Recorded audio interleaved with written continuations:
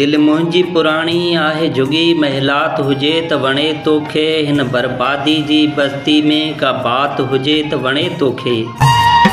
ये खूबसूरत शायरी तमाम जग मशहूर शायर साईं राशिद मोराई जी मदद अली जावरी चूंड करे मुझे मोकली है।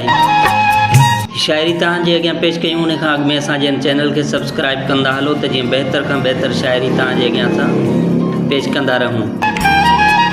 सो दोस्तों, खूबसूरत शायरी साईं राशिद मोराई जी तव्हांजे अॻियां पेश कयूं था, उम्मीद तव्हांखे पसंदि ईंदी। दिल मुंहिंजी पुराणी आहे जुगी महिलात हुजे त वणे तोखे हिन बर्बादी जी बस्ती में का बात हुजे त वणे तोखे।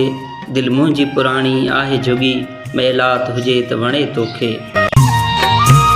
माण्हुनि जी ॾिसां थो नियत बुरी हथ में क़ुरान ज़बान छुरी। माण्हुनि जी ॾिसां थो नियत बुरी हथ में क़ुरान ज़बान छुरी। जे कच्छ में कात हुजे त हुजे गुड़वात हुजे त वणे तोखे।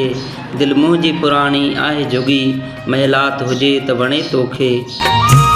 तू नाहे मसीहा जो जियारे लुकमान नहा जो चाक करें। तू नाहे मसीहा जो जियारे लुकमान नहा जो चाक करें। बीमार में चाक चङे जहिड़ी जज़्बात हुजे त वणे तोखे। दिल मुंहिंजी पुराणी आहे जुगी महिलात हुजे त वणे तोखे। के माना जा मोती न हुआ तो शहरनि ते वहवा न कई। के माना जा मोती न हा तो शहरनि ते वहवा न कई। ही सादी सूदी ॿोली या का ॾात हुजे त वणे तोखे। दिल मुंहिंजी पुराणी आहे जुगी महिलात हुजे त वणे तोखे। गुम आहे तूं निज़ारनि में का शइ न ॾिठई अशारनि में ॻोढ़नि जो क़दुरु तोखे न मियां बरसात हुजे त वणे तोखे। दिल मुंहिंजी पुराणी आहे जुगी महिलात हुजे त वणे तोखे।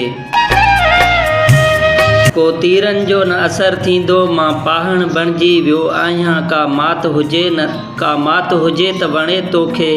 का घात हुजे त वणे तोखे।